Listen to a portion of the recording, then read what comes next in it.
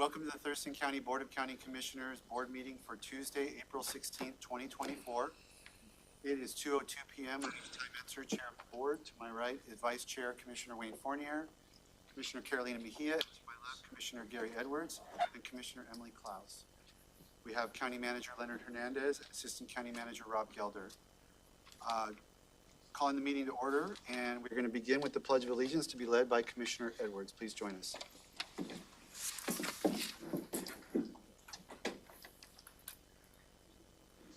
I pledge allegiance to the flag of the United States of America and to the republic for which it stands, one nation under God, indivisible, with liberty and justice for all.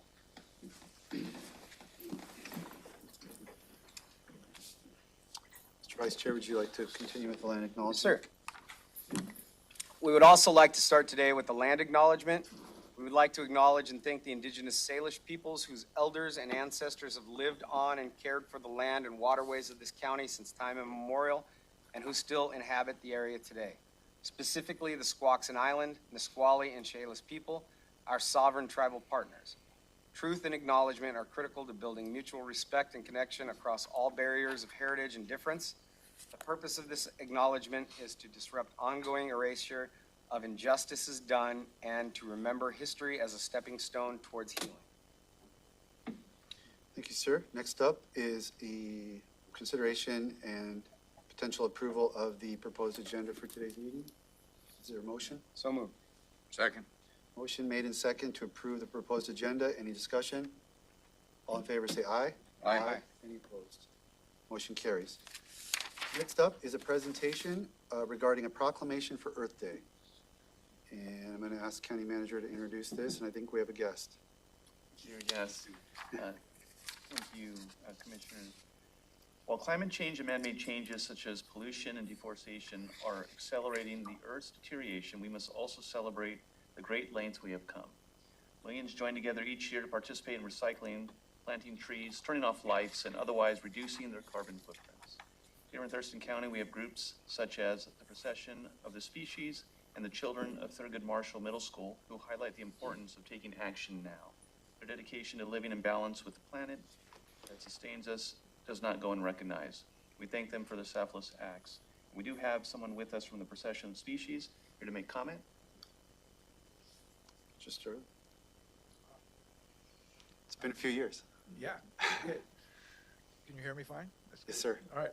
Well, first of all, thank you very much. Been at it since 1995, and can't believe you're still here, Gary. Oh my God. Neither can we. I thought I was getting a little too old for this, but it always proves that nature goes on forever. And it is. I do want to say it was 5 years off, and I can attest to the fact that the procession was sorely missed. And that actually shows up frequently in the comments at school board meetings, that the rhetoric, the animosity, the willingness of people just to discard and discount those who sit on boards, who are doing their best to try to address the issues at hand. And so the hope for the procession has always been based on this idea that there is a level of acceptance that we can all gather unto ourselves if we literally look at the beauty of the world around us. That there is an opportunity for us to recognize that our time on this planet is miraculous, it is fleeting, and we should do our best not to get in the way of other people from enjoying that moment as well. And that is really what the procession strives for. Appreciate the acknowledgement for sure. It's a heartfelt thing for me. I hope it's a heartfelt thing for you. I also want to say thank you. This is the first time I've ever received any money from Thurston County. Had I known I could have done it earlier, I would have been here before. But I did get that the lodging tax funds from you guys, and I totally appreciate it. It makes a big, big difference. So thank you. You're welcome to come to the procession. We have that art studio in the Armory just down the street. Paper mache is waiting, and paint, glitter. It's all available to you both, or all five. please come down. And thank you very much. Do you want to share that with all your processionistas or processionaires or whatever they are? Yes, please. I know you have some good candidates there, yeah. And again, thank you very much, really. Thank you. Okay, ready for the proclamation then? Yes, sir. This is a proclamation of Thurston County for Earth Day, whereas Earth Day provides an opportunity to increase community awareness and appreciation of the Earth's natural environment and serves as a reminder of the importance of environmental conservation and sustainability. And whereas this year's theme, Plant versus Plastics, calls to advocate for widespread awareness on the health risks of plastics and calls for everyone, governments, citizens, and businesses to take action for a healthier plant and brighter future. And whereas Thurston County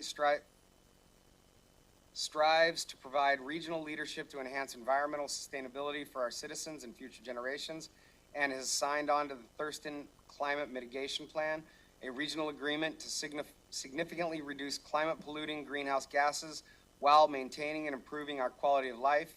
And whereas about 12 million metric tons of plastic end up in our oceans every year, contributing to the Great Pacific Garbage Patch, animals are seen where enormous patches of plastic wastes are found, threatening the food chain. And whereas Eli Sterling continues to organize the Procession of the Species in Thurston County, an event founded in 1995 to commemorate Earth Day and to support congressional renewal of the Endangered Species Act, a grand example of sustainability. The procession emphasizes the use of recycled, natural, and donated materials in the construction of the artistic treasures displayed in the parade.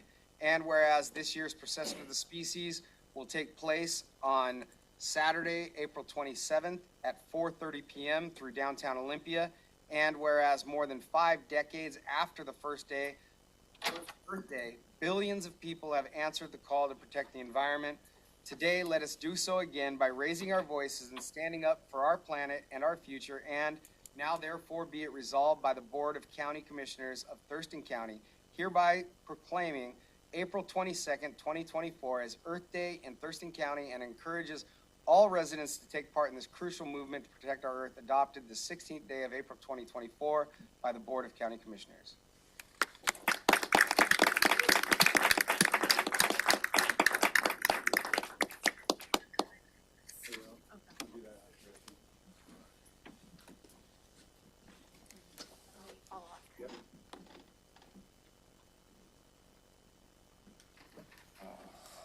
Let's see when Wayne gets, maybe you can pass that. I'll tell him.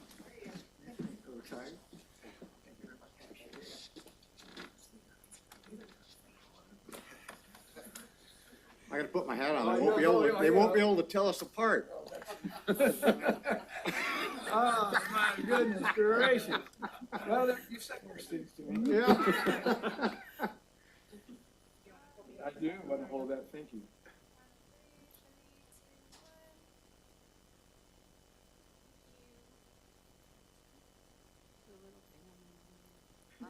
One more, guys. 1, 2, 3, smile. Thank you. Thank you. Thank you for all your hard work. Thank you. Wayne, do you want to sign it so we can? Yeah. One more. Hey, thanks, appreciate it. Thank you for coming, appreciate it. That's fine. I love the procession. Yeah. It's pretty cool. Okay, cool. Thanks, you guys. I want to, before we leave the Earth Day topic, kind of highlight what's on the county's calendar for Earth Day events. We've got on April 20th, which is this Saturday, from 10 to 1, Earth Day events happening in Squaxin Park in Olympia, Wonderwood Park in Lacey, Tumwater Historical Park in Tumwater, and the Tenino City Park in Tenino. Following day, Sunday, April 21st at 10 a.m., Burfoot Park, which I believe Commissioner Mejia and I will be attending. And then on to 27th, the following weekend, Fry Cove Park, up in the Steamboat Island Peninsula, up in District 3, from 10 to 1. And then, of course, Procession of the Species later that evening, or late afternoon, 4:30 p.m. And with that, I wanted to give Commissioner Mejia the floor. Thank you. And just to highlight the Burfoot Park event, they'll be celebrating their 50th birthday. And of course, they're going to be celebrating Earth Day, but they're also going to be recognizing Lily Morgan as their Volunteer of the Year. And so Lily Morgan is a local Eagle Scout from Troop 1920, led a conservation project as part of her Eagle Scout Distinguished Conservation Award.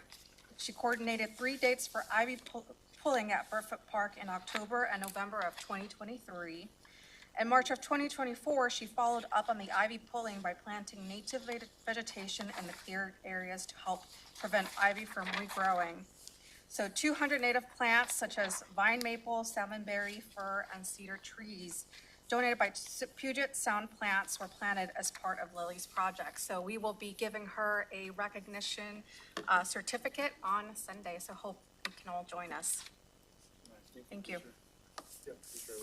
You know, I might just point out, if you aren't able to attend one of the functions that are going on, you can always do a lot just by doing a little policing up in your neighborhood. Maybe today, obviously, we're focusing on plastic, but it is a real problem. So thank you for coming. All right. Next up, we have opportunity for the public to address the board. And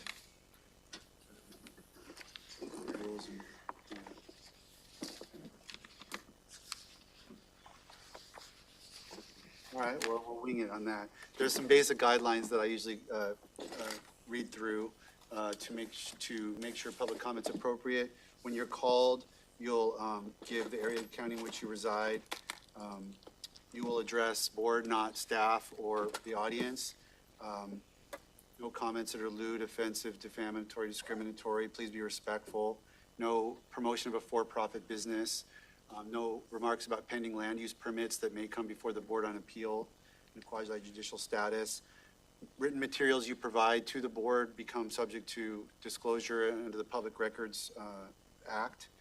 And that's about it. No electioneering is another one of the basic guidelines. So with that, I will give who's up first and who's on deck so you can be ready. Jim Lazar, you're first. Walt Jorgensen is on deck. And then we'll go to Zoom after we get the folks in person. Thanks. Good afternoon. I'm Jim Lazar. I live in Olympia. I've worked hard to help good people get into public office in our community. I've served in public office. It makes a difference what you do. We elected you to do some very important things. Probably most important, addressing the housing crisis, homelessness, and mental illness. Providing a strong public health department and quality parks and trails to help keep us healthy. We elected you to bring cultural stuff to our community, like Earth Day, and to care responsibly for the earth on the other 365 days of this year. And we elected you to do mundane things, like patching potholes and operating a number of water and sewer systems. And we elected you to provide oversight over the other county-wide elected officials to ensure that they help to achieve our community vision as set forth in our comprehensive plan and our sustainable Thurston plan. And a lot of good things are happening. The recent commitment to major maintenance on the Chehalis Western Trail and the Yom Tenino Trail are examples that are important to me. But we did not elect you to acquire a noisy ex-military helicopter. Helicopters disturb the peace and quiet of our neighborhoods. They pollute with hydrocarbons, oxides of nitrogen, and climate pollution. The model of helicopter, the sheriff has identified, costs about $1,200 per hour to operate. If it's in the air, 500 hours, that's more than $500,000 a year. That's a cost we do not want to bear. Perhaps our sheriff needs a modern electric police drone to help with search and rescue, accident investigation, and tracking fugitives. I'll give you some literature on police drones when I leave. But we do not need a noisy, polluting, expensive to operate ex-Marine, ex-military helicopter. According to their website, the King County Sheriff's Air Support Unit is the only full-time rotary wing law enforcement aviation unit in Washington State. Let's keep it that way. Thank you.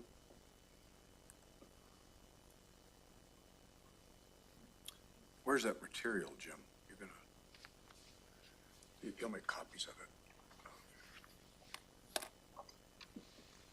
Thank you so much. Okay, Walt Jorgensen's up, Larry Taylor on deck. I forgot to say, you have 4 minutes, can't donate time to another speaker. Those are a couple of the other guidelines, just so you have a sense of how much time. Good afternoon, Commissioners. My name is Walt Jorgensen, and I'm here from Tumwater. I could make this easy for all of us and just say whatever he said, but I can't do that. Do you want me to wear my hat, Gary? Well, they might be able to tell us You apart. wear yours, that way. yeah, okay. I don't think we'll confuse us. I'm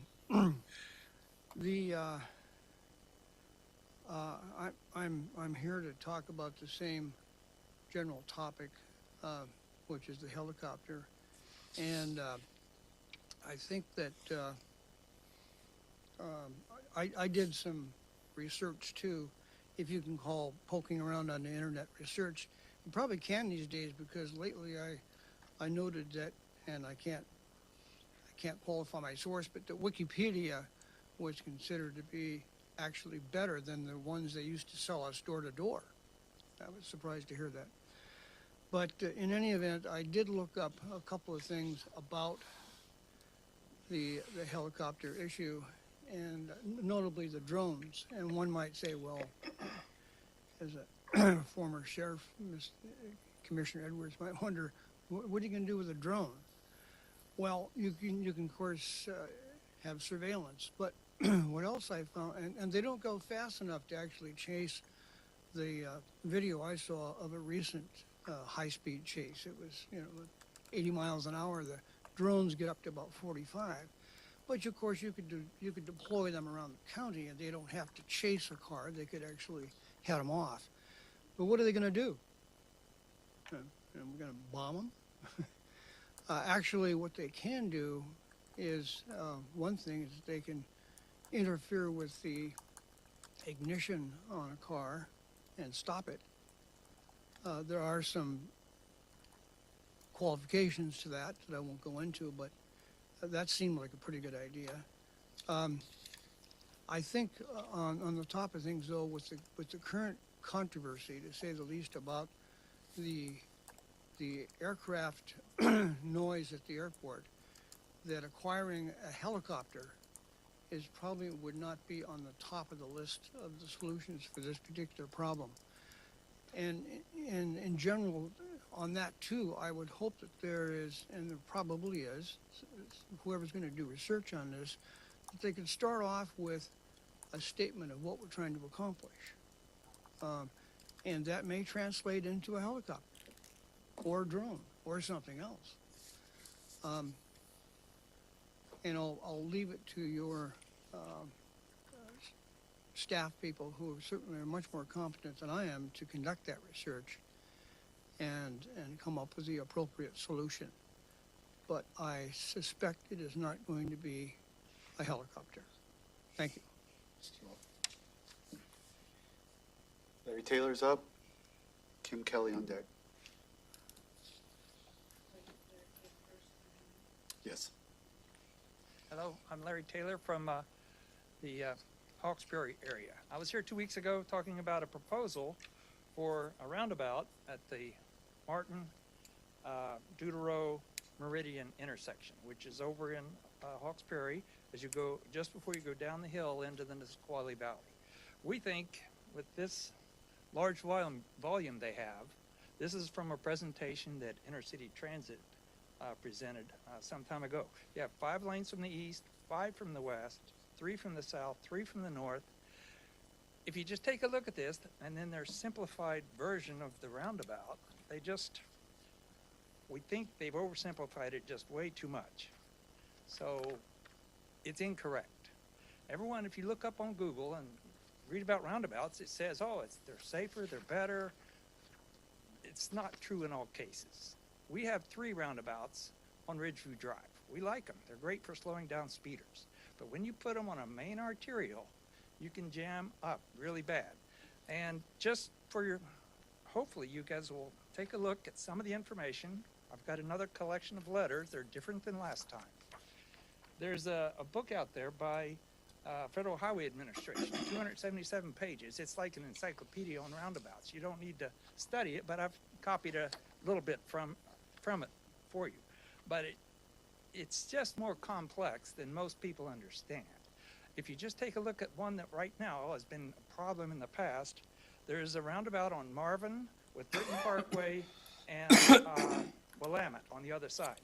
There were so many accidents, and I know 2 people that had accidents in that roundabout soon after it was built, that the police officers told one of the people I know that it's just too busy for a roundabout. They suggested it goes back to a stoplighted intersection.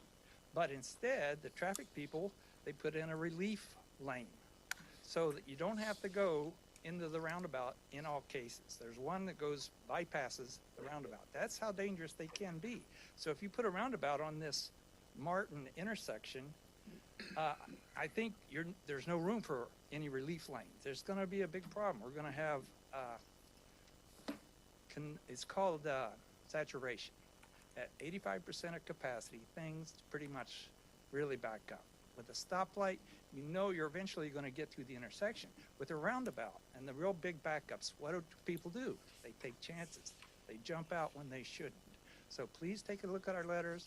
Let's keep the accident rate down. This intersection, we think, has evolved over, we've been there 28 years now, and it's much better than it was 28 years ago. They've added additional lanes, additional sequencing on the lights. Now, instead of just going from red to green, it goes red and back to a flashing yellow for those that want to make the left turn. So we think we have a good situation. Let's please not mess it up. We ask that you actually remove your endorsement of this roundabout. Thank you. Kim Kelly's up, and at that point, I believe it would be John Pettit. Go ahead. Thank you. I came today just to hear about the Earth Day proclamation, and since I was here, I just thought I would take the chance to thank you all for your support of the Burfoot Park Earth Day event, and also the staff I'd like to thank. They've been incredibly supportive and responsive. We're really excited about the event. Thank you both to Commissioner Mejia and Menser. That's hard to say. Thanks for showing up on that day. We'll really appreciate having you there. That's all. So Eli is gone, and he was signed up, and then somebody that did not want to give testimony. So it's John Pettit, followed by Terry Stanley Ballard.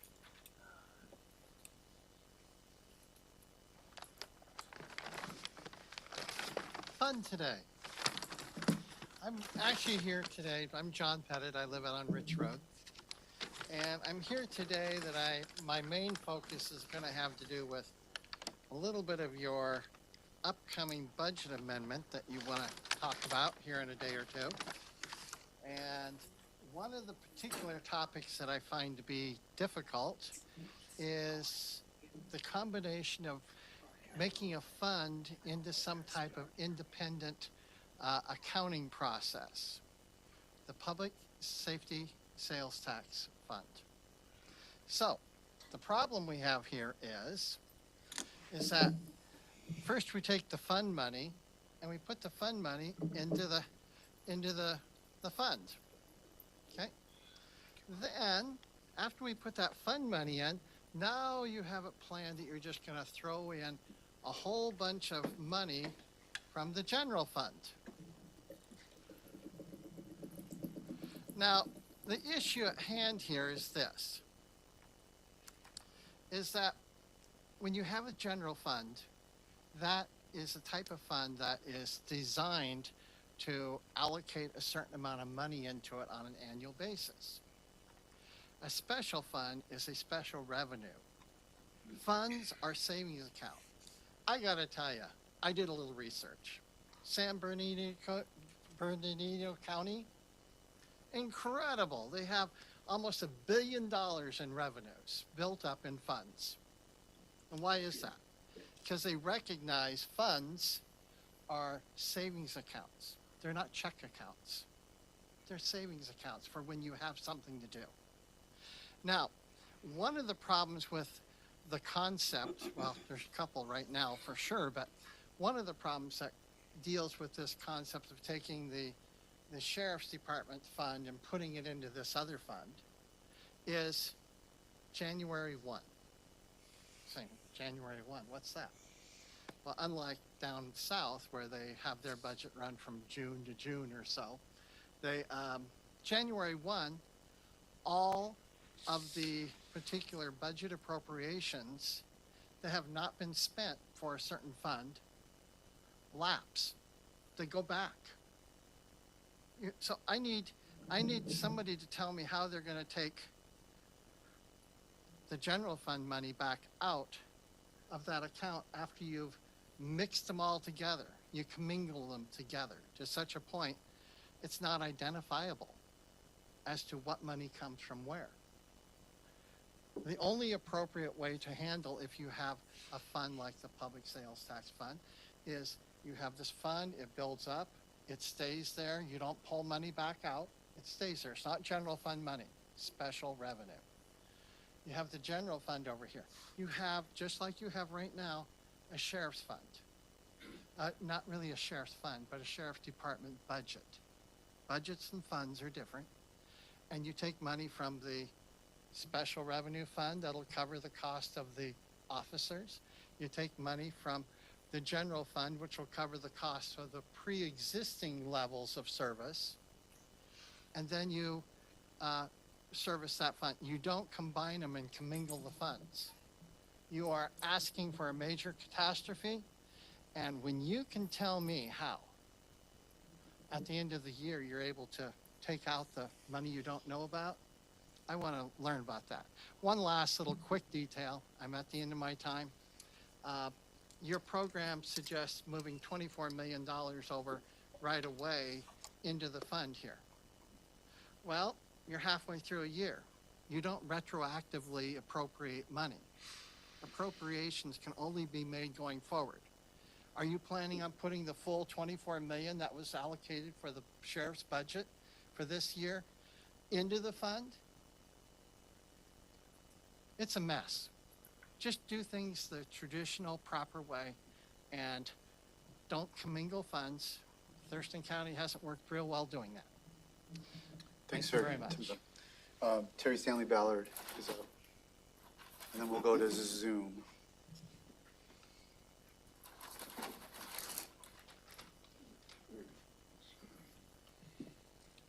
Good afternoon, Commissioners. My name is Terry Ballard. I'm a 35-year veteran, and 29 of that was towards an active duty retirement. I retired in 2012. Why are we here today? Why are we legislating outside of the county seat? By an AGO opinion, Attorney General opinion of 1987, written by partially Christina Gregoire, okay, who was the Assistant Attorney General. This is not the county seat. This was established in 1964 by annexing to the city of Olympia. When you widen Olympia, it doesn't widen the county seat. So what are we doing here today? We're legislating outside of the county seat, which should all be null and void. And your expenditures of this county seat that you reside in and all the other elected officials are here permanently, okay, illegally. Let's go. $7,000 a day is what we're spending here. $7,000 a day. $210,000 on a 30-day month. That would be $2,520,000 to rent this building. But let's go further back into it. We originally wanted to put $12 million in here, okay, $8 million for an upgrade and $4 million for furniture of and we wanted to justify that with the Veterans Fund and the Mental Health Fund. Excuse me, you don't own those funds, okay? Next, we're making bond payments. Bond payments into the real estate excise tax to pay for bond payments. How are we doing that? Are we doing a credit card for another credit card? okay? And REIT is not a general fund. REIT is real estate excise tax for unincorporated. So who paid for this building? Thank you, unincorporated. None of the general funds were used. Unincorporated was used for this funding. And it was safely pointed out by the sheriffs that that violating a procurement policy was wrong. But you violated the procurement policy. There was no procurement policy that was issued for this $10 million upgrade. Next, detention sales tax. Why are we paying the deputy sheriffs in the jail out of for their income out of the detention sales tax? Oh, let's just move them out of the county building, and let's just move them over to the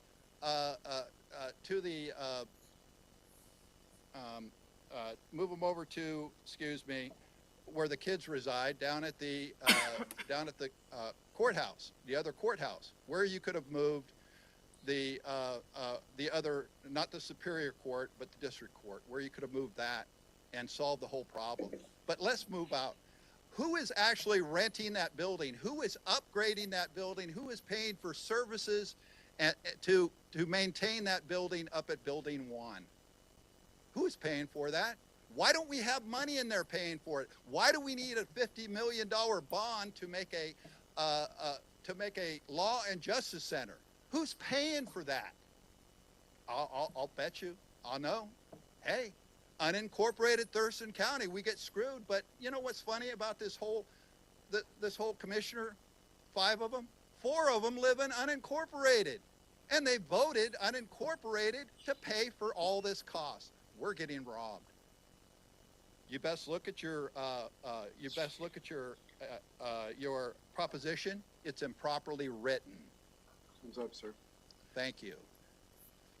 Is there anyone who didn't have a chance to sign up that wanted to provide testimony? Mr. Trowbridge. Always misses the sheet. Brent Trowbridge, live on Patterson Lake, here for my usual issue. 2 different companies bid for the Patterson Lake IAVAMP, Herrera and Aquatic Insight. And in about a month, supposedly on May 15th, you guys are going to approve whichever one is chosen. And they're going to go ahead and start doing their IAVAMP in 1 month. And we still don't know what the boundaries are of the lake that they're going to be doing an IAVAMP on. What I'm told by the now head of the Patterson Lake Association, they change frequently, is that they're going to let one of those companies, Herrera or Aquatic Insight, decide whether or not the properties that were left out, including mine, the swamp I'm trying to protect, are going to be included or not. Now, that's not a decision they should be making. It's not scientific, doesn't have anything to do with surveying the lake. The issue is which properties were included and which weren't. It seems to me like you don't believe in private property if you think that you can just take away people's landscaping rights of their bottom of the lake. For the new county manager's information, they're trying to do a project on a lake that they don't own the bottom of. The state of Washington does not own the bottom of. And they've sent in for requests for the Attorney General as to what the issue is on this, and for at least the last 2 months, they've just sort of been stalling. And they haven't talked about it. They keep saying they're going to talk about it. They don't talk about it. So who owns the bottom of Patterson Lake? And why would you want to include properties that don't want to be included and weren't included in the vote? Because you're only got $139,000 a year to do this, and you got big swampy areas that if you can't possibly do them all for that price. You know, we keep getting patted on the head and saying, oh, we're not going to take anybody's lily pads that don't want to be. Well, you can see now that's where it's at. Yes, you are. That's exactly what you're doing. The lily pads belong to us, each property individually. and they should be able to decide whether or not they're going to be poisoned, whether they were included in the vote or not. But in my case, we weren't even included in the vote. What's the possible theory that you could have? So if you don't make a decision, the decision will be made by Herrera or Aquatic Insight, and that doesn't seem very logical to me. If you don't make a decision, your decision is that they're going to make the decision, and I don't think that makes a lot of sense. Thank you. Anyone else in the boardroom? Okay, we will look at anyone on Zoom. Mr. Wilkie? County staff. County staff, okay. Everybody else there is county staff, so I think we're good to go for public comment. Thank you. Okay, that brings us to item 2, county manager's update. Yeah, thank you, commissioners. At the last meeting and even this meeting, there was public comment about the intersection improvements on Martin Way, Better Row, and Meridian. And we have our wonderful public works staff here, and I'd ask them to give a brief update on the plans for that intersection. Good afternoon, Jennifer Walker, Public Works Director. The project that's being talked about is an improvement at the intersection of Martin Way East, Deutero Road Southeast, Meridian Road Northeast. It is still in the very early stages. So Intercity Transit has secured grant funding for improvements at that intersection, but those are county roads, and Intercity Transit is coordinating with county staff. A traffic analysis is currently underway, and we anticipate that that will be completed by the end of this year. The results of that traffic analysis will help inform what improvements will be designed and constructed at the intersection. Community engagement is certainly an important component of the county's project delivery process. We've conveyed that also and relayed that information to the Intercity Transit. And while Intercity Transit may want to put a roundabout at that intersection, we are waiting for the results of the traffic analysis before determining what the appropriate traffic control improvements will be made there. Can I ask a question? Please. So, as Mr. Taylor, sorry. As Mr. Taylor said, he said there's a huge manual regarding roundabouts and, when they're appropriate. And I no reason to doubt what he's saying about the complexity of that analysis. But like at a high level, is there something that could be said at a high level about when roundabouts are chosen as the preferred option? Is it when are there situations where there's too much traffic for a roundabout versus, I never heard that before, that's why until he mentioned that today, versus, is there like some sweet spot where a roundabout's the right choice, and then if there's too much traffic, you don't go to a roundabout, or how does that work kind of at a high level? Yeah, I'll have Matt come in. I think yes. Okay. You don't get to sit down yet, though, because we might have more questions. County Road Engineer, Matt Unselman. Good afternoon, Matt Unselman, County Engineer. The answer is absolutely yes. And when that occurs is when you have two roadways with both have a very high volume of traffic, and there's no gaps for traffic to turn into within the roundabout. So there are thresholds that designers consider when determining whether or not roundabout's the appropriate solution for that intersection. So it's possible that traffic analysis would lead to a different recommendation based on what you're... Yes, it is. And I just want to emphasize, this is the same process we go through before we do any intersection improvement project within the county. We do what's called an alternative analysis, where we evaluate the intersection based upon a whole host of weighted criteria to make sure that whatever improvement is chosen is the appropriate improvement. Commissioner Edwards. But in the end, the final decision is made by the Board of County Commissioners, is that right? We do work for you, sir, yes. So it's quite a ways down the road yet before we're going to get there. So how is it that I don't remember this coming before us. Now, maybe it did in some traffic plan, you know, in a book like that. I'm not sure of that. But what process is in place that allows an entity, say like transit folks, to go out and get money and start a project? Is that, I keep hearing about intercity transit. So, this came about through the Thurston Regional Planning Council. And so, they provided a presentation at that council, and they received enough funding to do an analysis to determine whether or not a project was even feasible. And then they could, ask Thurston County, hey, before we go after any right-of-way, further design funding or construction funding, is this the appropriate solution? So there is a check-in point for the county. Is this intersection a problem for public transit? Is that what's got them motivated to kind of step in the game here? So what this project is so intercity transit has bus routes that extend all the way from Mud Bay Road all the way to the end of Martin Way. Once they get to the end of Martin Way, there's no logical termini to turn around, to turn a city bus around. So what intercity is wanting to do is where the county's wanting to evaluate this intersection in terms of safety and capacity and whether or not a roundabout would better facilitate that. The city's looking at it as an opportunity for that roundabout to provide a logical termini to their route and flip the buses around. The city is looking for? Transit. I'm sorry, Intercity transit. Intercity transit. So from Thank our you. perspective, the intersection has some issues to begin with.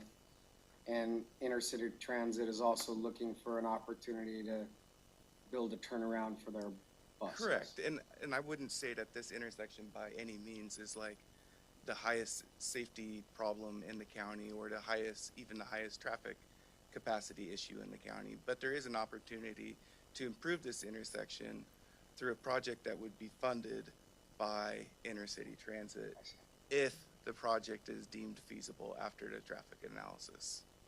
They would, so what I was curious about is like, the money that they sought and got a grant is not tied to a specific outcome? Because it sounds like intercity transit may not be interested if it's not going to be a roundabout, because they need a place to turn their bus around. Correct, and if they can't prove that a roundabout is more adequate at that intersection, then it's a no-go. They won't take the grant. It's a no-go. Give me just a rough idea. What would a large roundabout like that cost? Oh, boy. $8 million? So, I mean, just, I don't think we're gonna give an estimate. Well, I mean, because of, it's gonna be a we lot. don't- I think it will be significant. We don't know how But much millions. right-of-way will be needed, but if you look at the improvements that are on the different corners, millions. yes. Millions, for sure, yeah. And so if they just needed a place to turn around, well, they buy a piece of property there and just turn in there. And maybe they can get that for 200,000 or so. I don't know what the price of property is out there, but it might be cheaper. You can see you're gonna have some resistance on this, and I think you're gonna have commissioners that are gonna listen to these folks. So I hope you'll take that all into consideration as it moves forward. Absolutely, and I think, just to reiterate, it is the very early stages. So we don't even know what a project would look like. That's the work that they're working on right now. Okay. Okay, thank you, Jennifer. Thank you.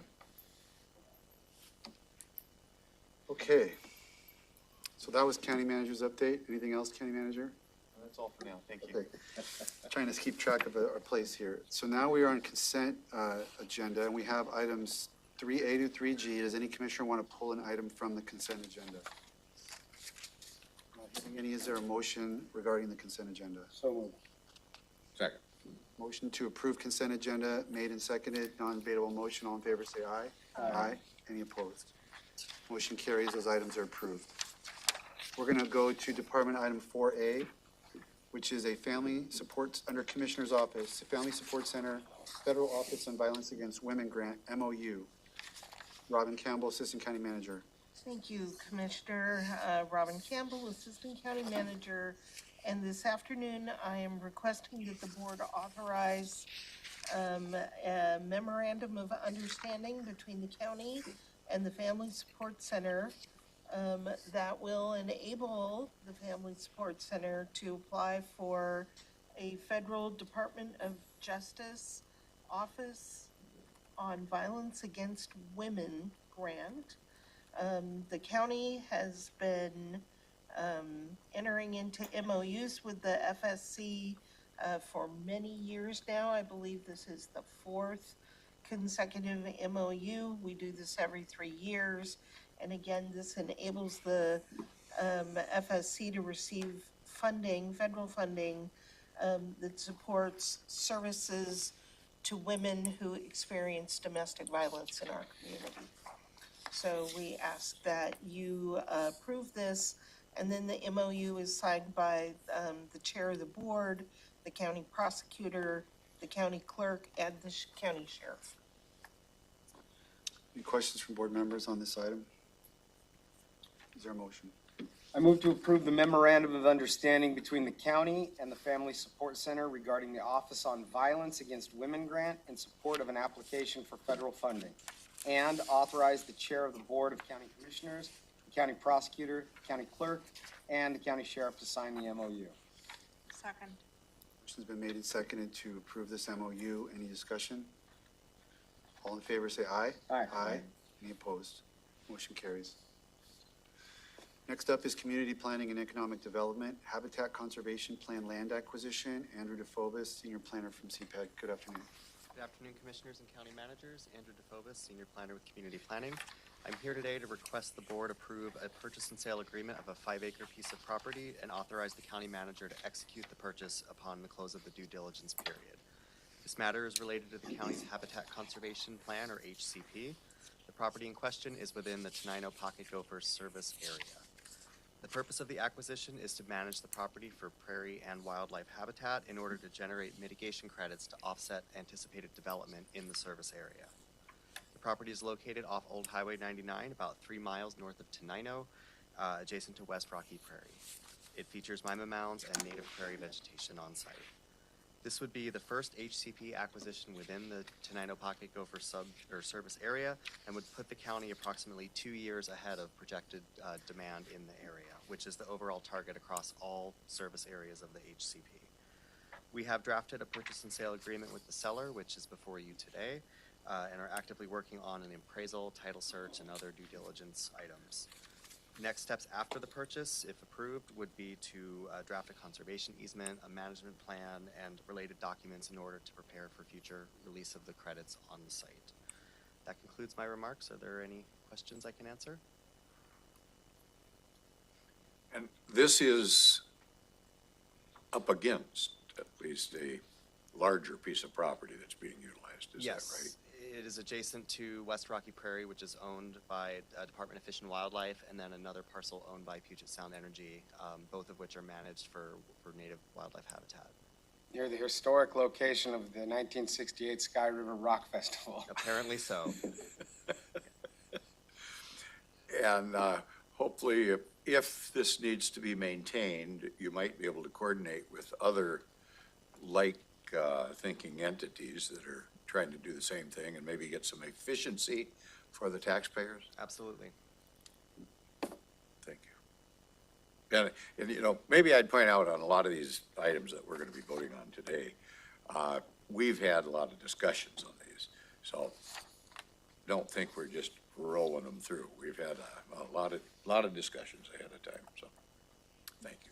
Thank you, Andy, for your. I move to approve the purchase and sale, was there more?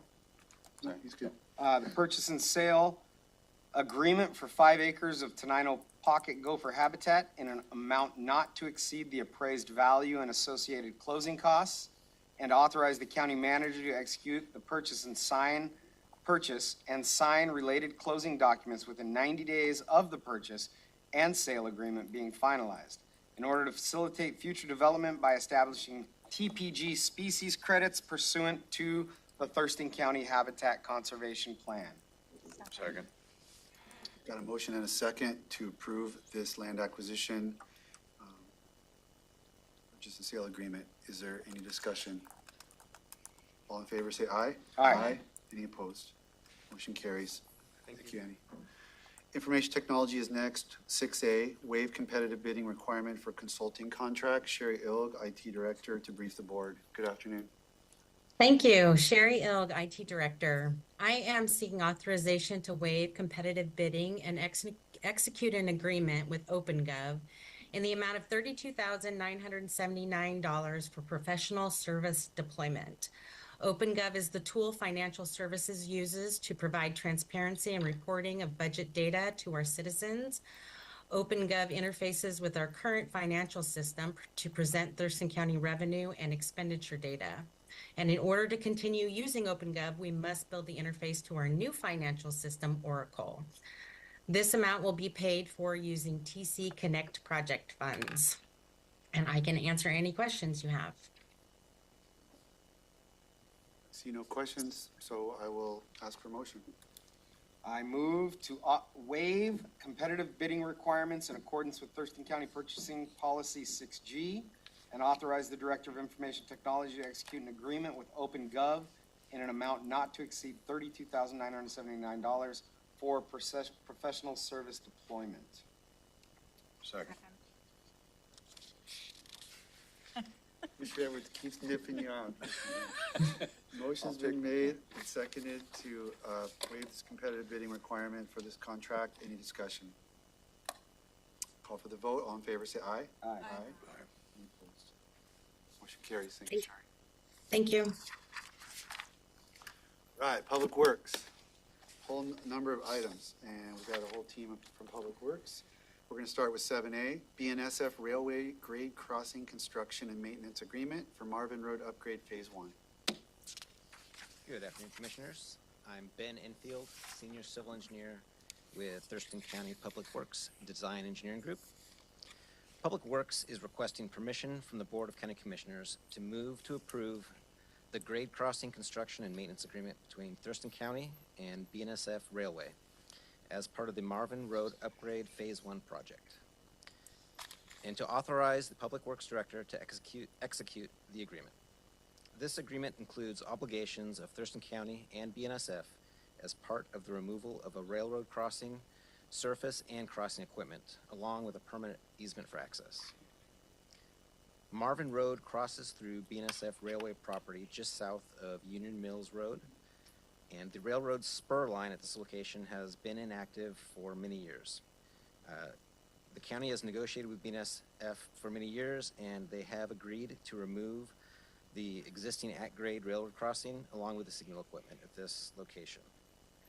Removal of the track will benefit Thurston County as it will reduce vehicle congestion created by mandatory stops for commercial vehicles and school buses, and to provide for improved pedestrian bicycle travel across the tracks. BNSF retains the right to request reinstallation of the railroad tracks and signal equipment at this location in the future. This agreement also includes an easement for public access along Marvin Road through the BNSF property, which has not been in place historically. The total cost is approximately $222,000. Approximately $188,000 is estimated for construction costs for BNSF to remove the signal equipment and the railroad track. $31,500 for the permanent easement, and $2,500 for BNSF administrative fee and construction for the construction access agreement. I'm happy to answer any questions. Questions for Ben? Is there a motion? I move to approve the grade crossing construction and maintenance agreement between Thurston County and BNSF Railway as part of the Marvin Road Upgrade Phase 1, 22nd Ave to Union Mills Road, project CP number 61478, and authorize Public Works Director to execute the agreement. Second. Motion's been made and seconded to approve the grade crossing construction and maintenance agreement. Any discussion? Call for the vote. All in favor, say aye. Aye. Any opposed? Motion carries. Thank you, Ben. 7B, contract award for Pacific Avenue Southeast Pavement Preservation Project. Brian Meyer to brief the board. Thank you. Good afternoon, Commissioners. I'm Brian Meyer, Engineering Projects Manager for Thurston County Public Works. On March 8th, a total of 4 bids were received to construct the Pacific Avenue Pavement Preservation Project. These bids were received in response to work advertised in the Olympian, the Seattle Daily Journal, and the Builders Exchange of Washington website. The low responsive bid was received from Lakeside Industries of Olympia with a bid amount of $1,609,615.50. This project will address pavement surface conditions and improve pedestrian safety along Pacific Avenue between Lacey city limits and Union Mills. Improvements will include the grinding and removing of the top layer of asphalt and replacing it with a fiber reinforced hot mix asphalt. Along with those improvements of the road surface, Public Works will be upgrading sidewalks, sidewalk ramps, and driveway ramps to meet the current American with Disability Act standards. The total estimated construction cost includes contract award and construction management is $2,150,000 and will be fully funded with a federal grant from the National Highway Systems.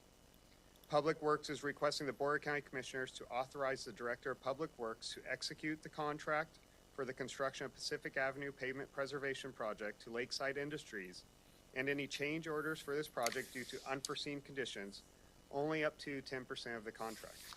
I can answer any questions you have with this. Questions? Nope.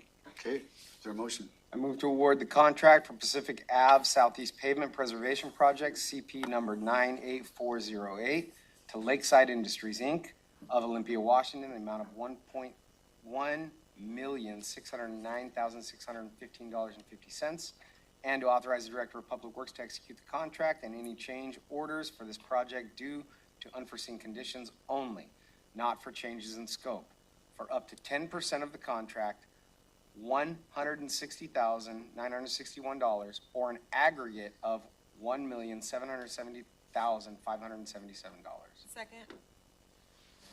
It's been made and seconded for this contract award. And is there any discussion? Hearing none, I'll call for the vote. All in favor, say aye. Aye. Opposed? Thank you. Brian? You're here for item 7C, Yelm Highway Pavement Preservation Project. Hi again.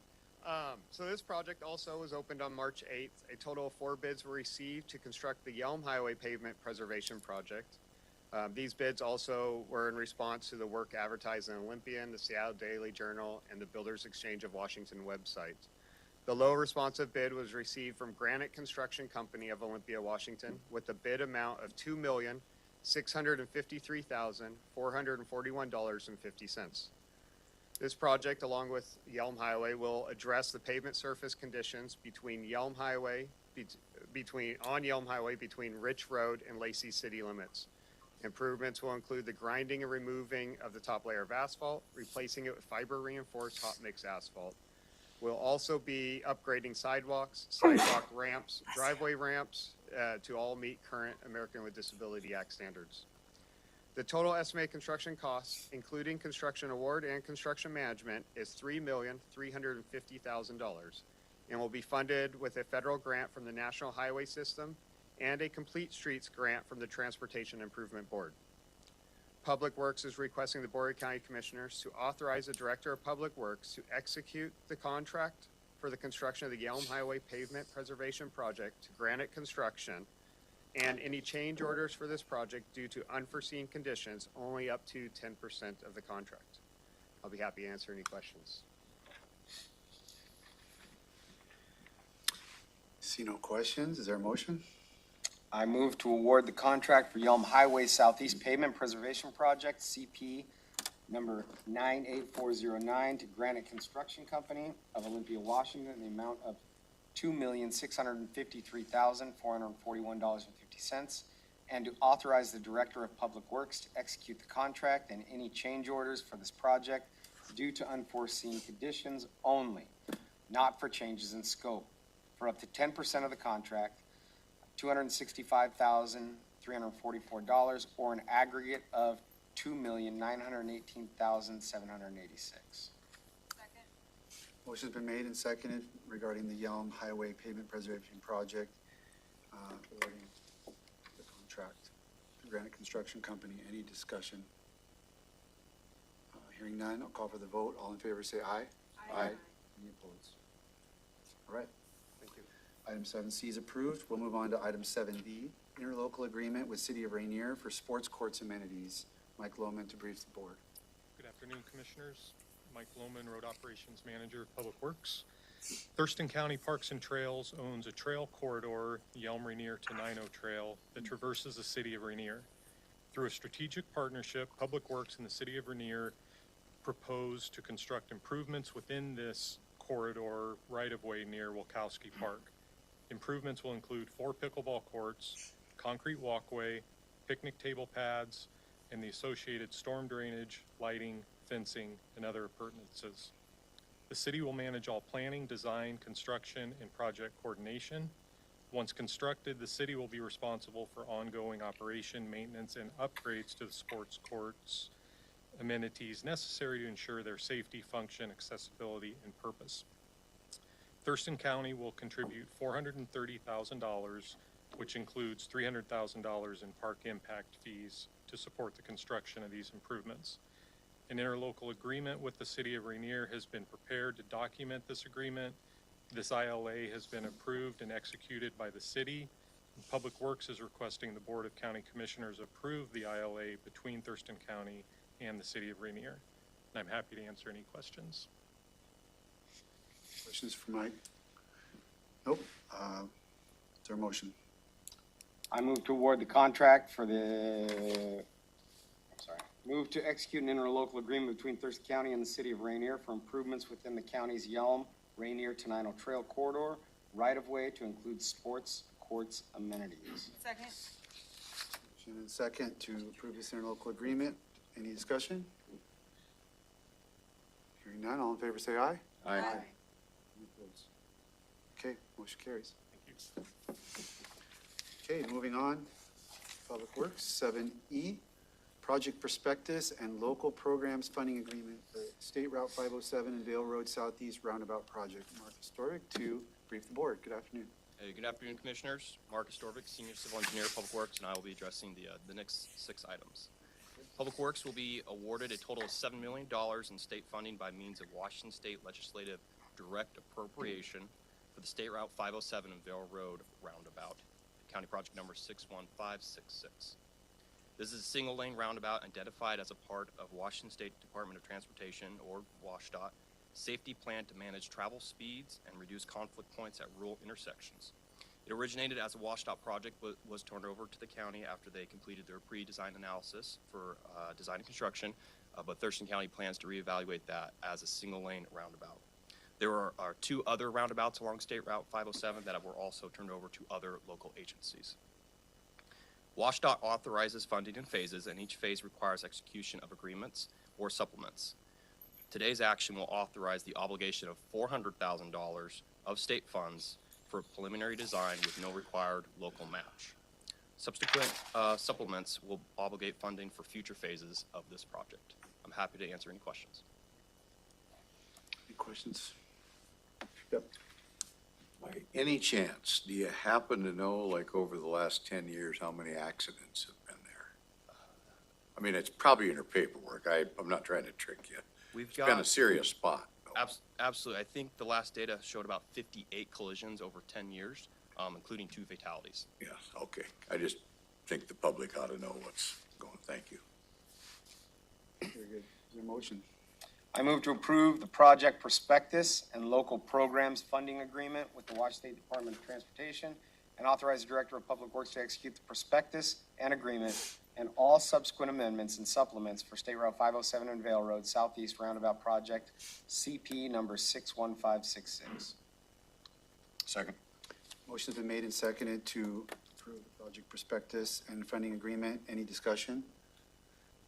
Hearing none, I will call for the vote. All in favor say aye. Aye. Any opposed? All right. Okay, Marcus, item 2 for you is 7F, project prospectus local programs funding agreement for Green Cove Creek Fish Barrier Removal Phase 1. Public Works has been awarded a total of $2.5 million in federal funding from the U.S. Department of Transportation, Federal Highway Administration, Culvert Aquatic Organism Passage, or AOP, grant program for the construction of Green Cove Creek Fish Barrier Removal Phase 1 project, CP number 63023. This project will replace the 3-foot diameter culvert at Country Club Road that previously failed. An emergency slip line culvert repair was performed in November 2021 to protect the roadway and maintain stream flow. A new 150-foot post-tension bridge was identified as the preferred alternative for this crossing that meets current fish passage standards and will also maintain road access. Similar to the last item I just discussed, WashDOT Local Programs administrates this federal grant funding and authorizes the funding in phases. This action will authorize the obligation of $2.5 million of federal funds for construction. The estimated total project cost is $9.6 million, and there are 5 other funding sources for this project totaling $7.1 to cover the remainder. Any questions? Nope, a lot of discussion on this one. So if there's no questions, I would entertain a motion. I move to approve the project prospectus and local programs funding agreement with the Wash State Department of Transportation and authorize the Director of Public Works to execute the prospectus and agreement and all subsequent amendments and supplements for the Green Cove Creek Fish Barrier Removal Phase 1 project, CP number 63023. Second. Motion made and seconded.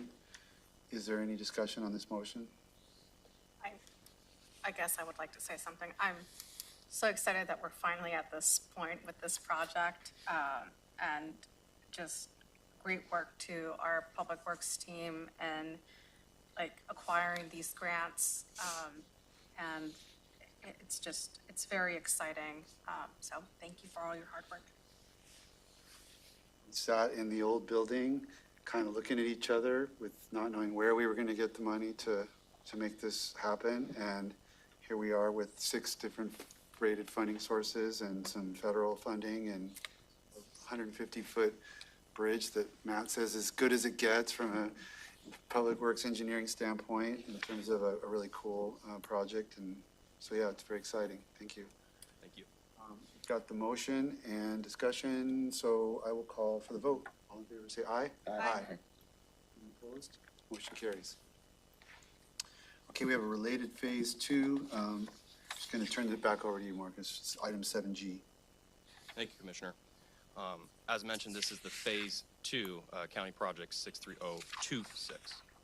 Public Works has been awarded a total of $500,000 in federal funding from the same grant program, the AOP, for an alternative analysis study for the Green Cove Fish Barrier Removal Phase 2 project, CP 63026. In conjunction with the $2.5 million I previously just discussed for the replacement of the most downstream barrier at Country Club Road, these planning dollars will complete an alternative analysis study of 2 upstream fish passage barriers along Green Cove Creek. The first location is at 36th Avenue Northwest, where there are 2 5-foot diameter fish barrier culverts. The second location is just upstream of that at Kaiser Road Northwest, where there are 2 4.25-foot squash fish barrier culverts. These 3 locations are the key barriers, including Country Club Road, to restore 1.3 miles of fish habitat in the watershed. As the last 2 items, WashDOT Local Programs administers this federal grant funding and authorize funding, the funding in different phases. Each phase requires execution of agreements or supplements. This action will authorize the obligation of $500,000 of federal funds for preliminary design only, with a 20% match of local funds required using REAP 2 funds. Are there any questions?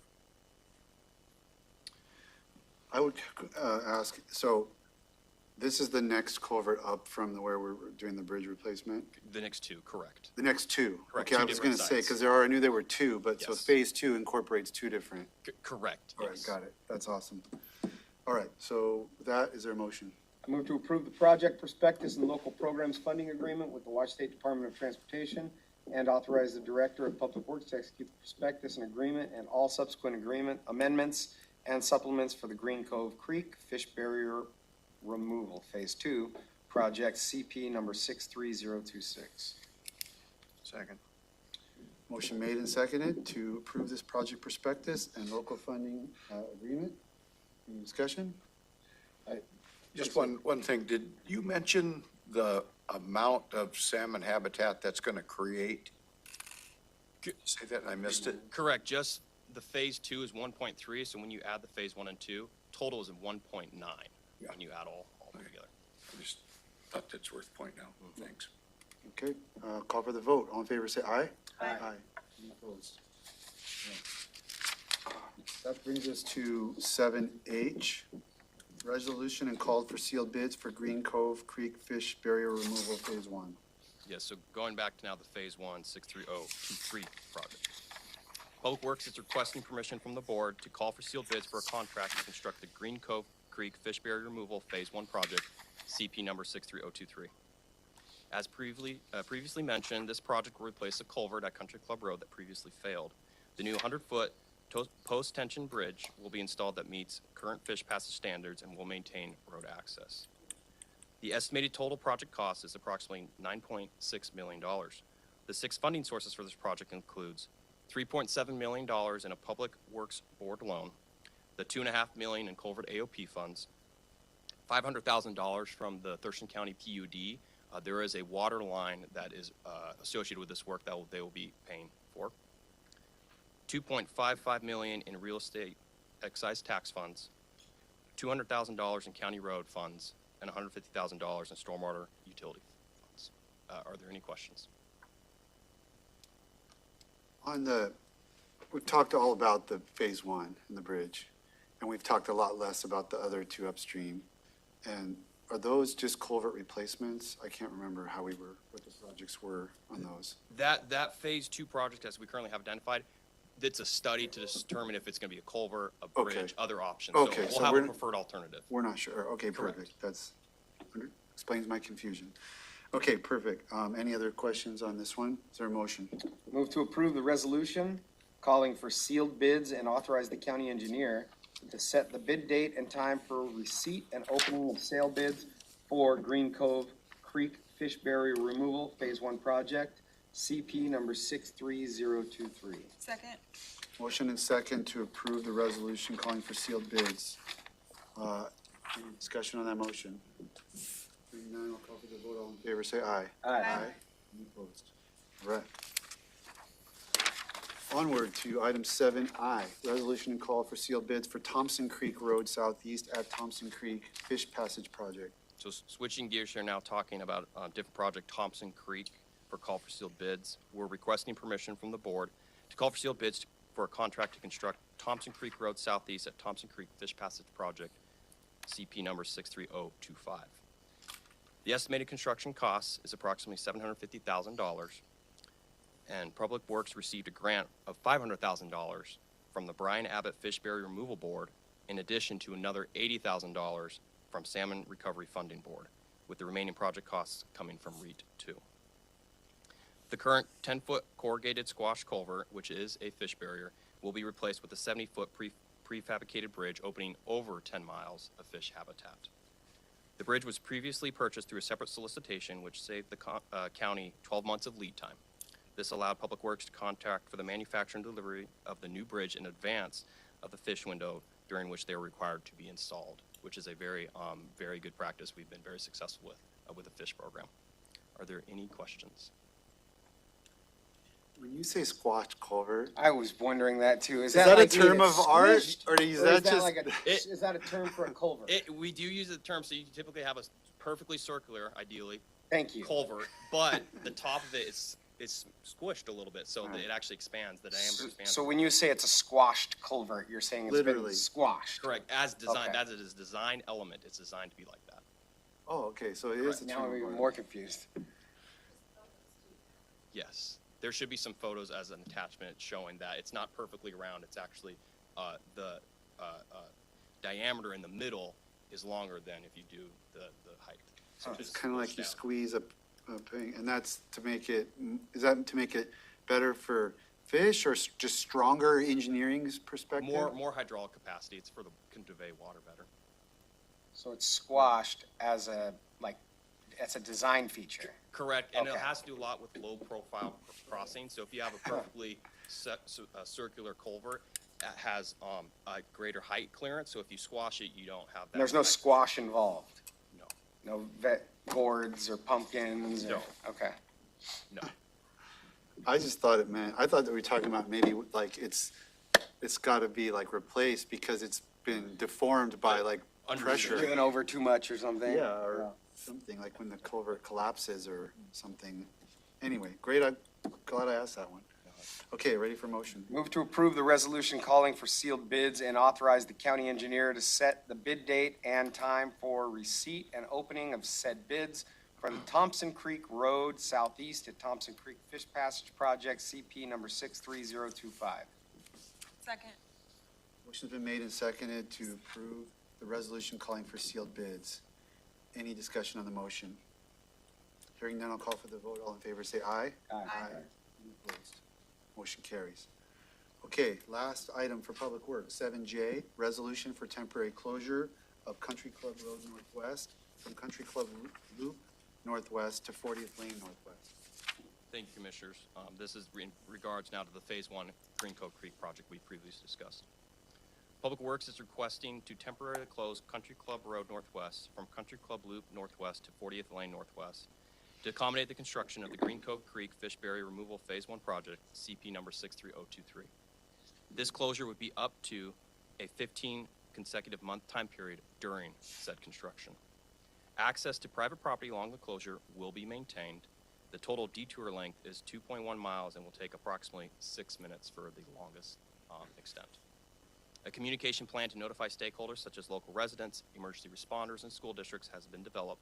Notice of the closure will be published in one issue of the Olympian in conformance with RCW. Are there any questions? No questions. Is there a motion?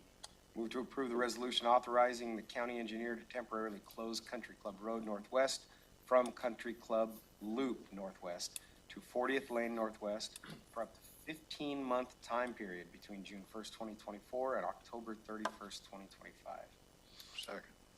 Motion's been made and seconded to approve the resolution authorizing the road closure proposed. Any discussion? Hearing none, I'll call for the vote. All in favor, say aye. Aye. Aye. Motion carries. All right, we got through it. Thanks, Public Works. Could I ask Marcus something? Absolutely.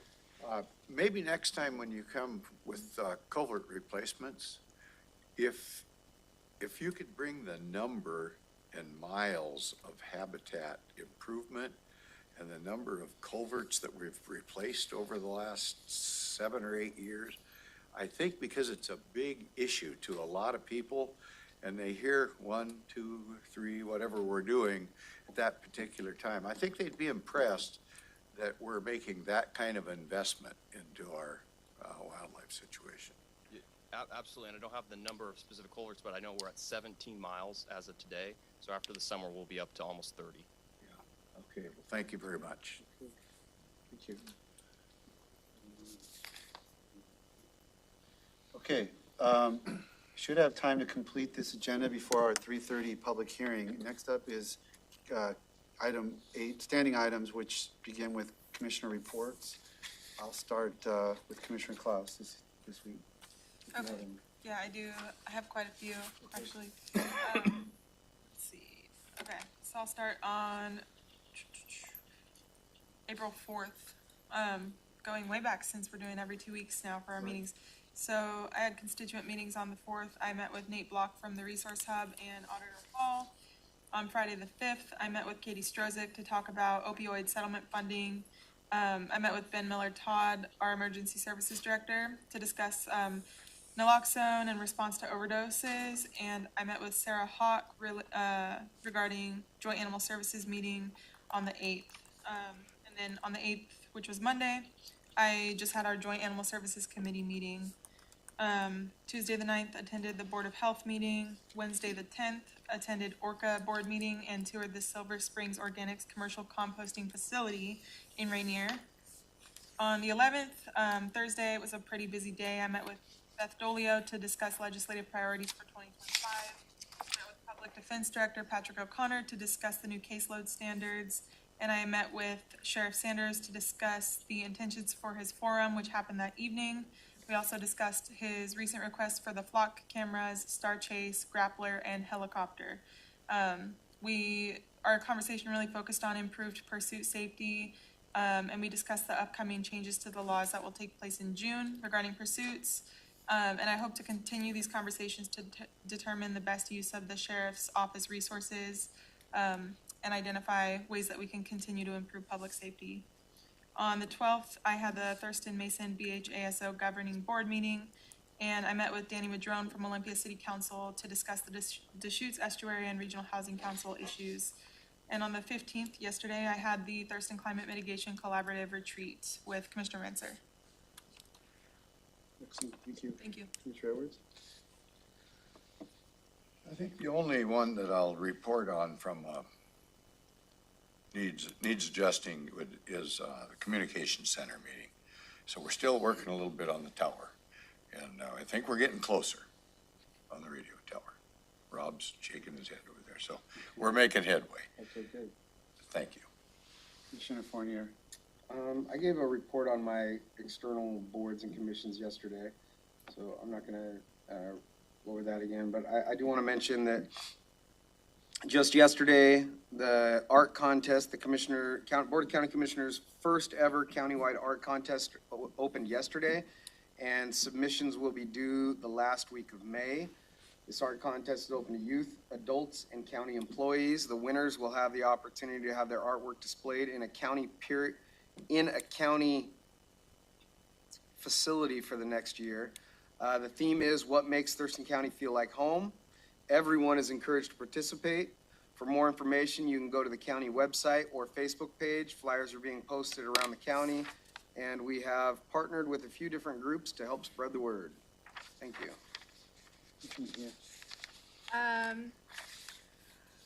I've been giving really thorough reports at our meetings. So I guess I'll just report on last week. I attended the Readers Are Leaders event. I also attended the TMBHASO governing board meeting, and I attended the lead advisory board meeting. Other than that, if the public's interested in my week to week, I do post my calendar on my Facebook. All right, thank you. I'll just report attending the Family Education Support Services event, the Readers Are Leaders South Sound Reading Foundation event, the Innovative Justice meeting, had a meeting with Puget Sound Energy leadership at Lacey City Council. Attended the Sheriff's Town Hall and regular meetings for LOT, Sentencing Guideline Commission, the Climate Collaborative Retreat with Commissioner Klaus, and then various constituent meetings generally about capital state forest related stuff. So with that, we will turn to the county manager reviewing the combined schedule for the board, and then we will make the public hearing. Thanks so much. Yeah, on Wednesday, April 17th, from 9 to 12, there's a board work session. We have currently the 2024 Amendment 1 to be reviewed. And then in the afternoon, we have the Commissioner's Office staff meeting. And the next week, Monday, April 22nd, we have a board work session from 10 to 12. And we have the State of Utilities on the agenda and the update on stormwater utility comprehensive study. And then from 2 to 4:30, there's a Commissioner's check-in. Tuesday, April 23rd, we have from 9 to 10:30 an agenda setting time, and then from 10:30 to 4:30, a Commissioner's planning session. And then on Wednesday, April 24th, we have a board work session from 9 to 12. Right now, we have on the agenda an executive session on the advisory memorandum, housing target, and then the A25 forest lands conversion follow-up. And then from 2 to 4:30, we have a board work session. And we have I'm still learning all the acronyms, so hopefully this makes sense to you. TCSO. Sheriff. Thurston County Sheriff's Office. All right, that's an easy one I should know. Yeah. Proposed Put that one on a Post-it. I will, right here on my forehead. Proposed acquisition of a grappler and Star Chase, and then transfer station. And then going to the following week, on Monday, April 29th, we have board work session from 10 to 12. And again, on that day, we're going to be looking at the 2024 Amendment 1, that's a second review. And then from 12 to 1, we have a Washington State Association of Counties virtual assembly. And then from 2 to 4, commissioners check-in. Tuesday, April 30th, from 9 to 12, we have an agenda setting, and then back again for a Board of County Commissioners meeting. Very good, thanks, sir. That brings us to the end of the business agenda, so we're going to adjourn, and then we're going straight into a public hearing. So, does anybody need 5 minutes? Should we just, yep, nope, we'll go right into it. Let's just go right into it, because I don't think we have, going to have too much public comment. All right. I guess, should we wait till 3:30 at least? I think we should wait till 3:30. You're supposed to, and this will be. All right, we got 2 minutes. Stretch your legs.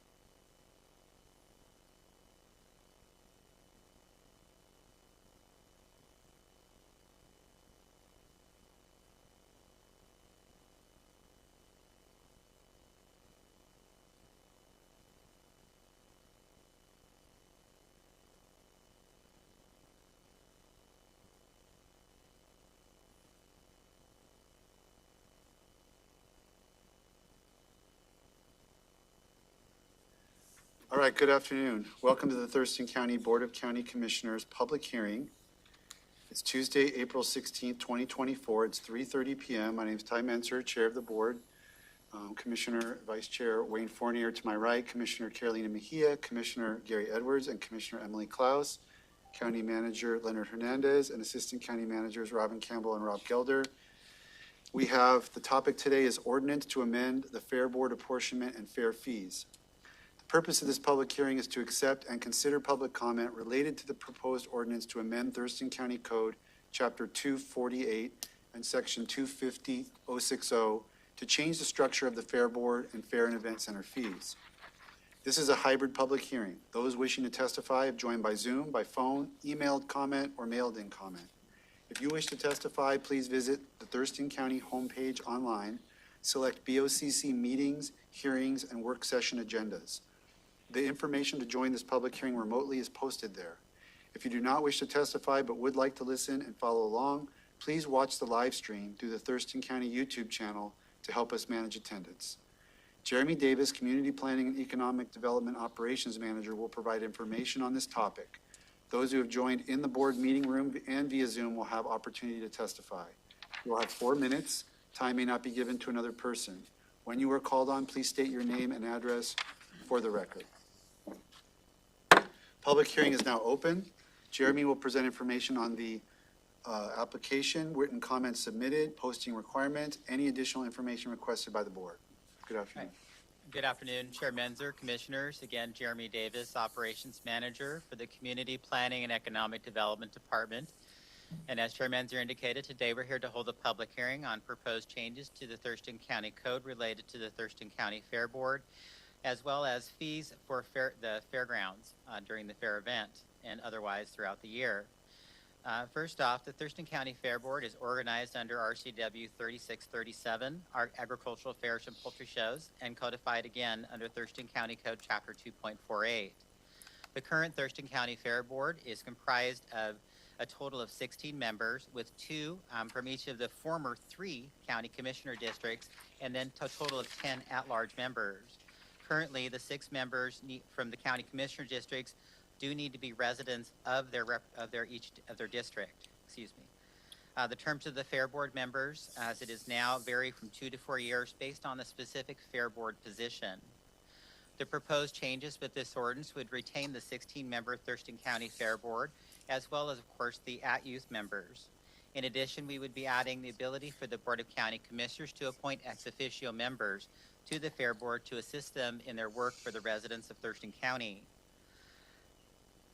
The proposed code amendment would also standardize the term of the Fair Board members to 4-year terms, taking away those interspersed 2-year terms. And it would also reset the Fair Board member terms to conform to county code. Current county code, and as proposed, has all Fair Board terms ending at the end of August of the year that they end, and beginning on September 1st of the year they begin. The county moved away from that for some of the Fair Board member terms, so we're going to reset those and true them up to the current county code.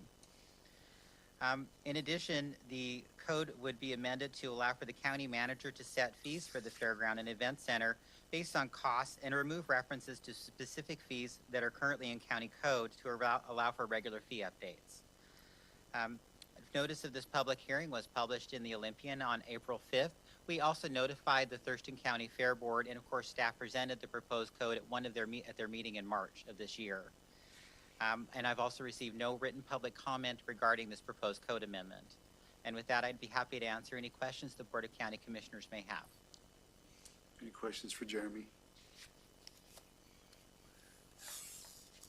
You covered it. Okay, so now we're going to take public testimony. I don't have a sign-up sheet in front of me. Is there anyone who, Mr. Pettit? My name's John Pettit. I live at 9725 Rich Road Southeast, and I live in the country. And I'm saying this because unless we do something with the current county fair, I'm glad to see we're making progress to try to keep things current. But if we don't make some other further improvements one way or another, it's likely, like many other county fairs, they're going to disappear. The current facilities are miserable. I will be looking forward to pancakes. That's part of the duty of the county manager to show up and give us pancakes. But the whole point is that we either need to make it something that's really good and something we can use and appreciate. Having additional members involved, more community support is good, but we're going to also need to be considering in the future upgrades to what we have right now. Because what we have right now, hate to say it, some of the buildings are probably 80 to 100 years old, and it's a very small site. It's not out actually in an agricultural area, it's in the middle, and we might even consider, the county might think about perhaps putting a proposal before the residents that they would create a facility more in line with what's way down south, where they have a spot for concerts and other things. The facility right now is just, it's so outdated and everything, it's almost going to be in self-destruct unless there's some other action taken. So I support where we're moving to. We just have a lot further to go to make the whole thing worthwhile. Thank you. Sir. Anyone else? Okay, I don't see anyone on Zoom, so that would conclude public comment. Any discussion from the board at this juncture? I would, yeah. Maybe to ask just one question. When was the last time we made any adjustments to like rental for stalls for the hot dog sales or whatever? I believe that those rental prices were set, I think it was 2012, but I'd have to so go back it's and look in the code to 10 or get a 12 specific years, date. So About it's been due. quite a while. Thank you. Is there a motion to close the public hearing?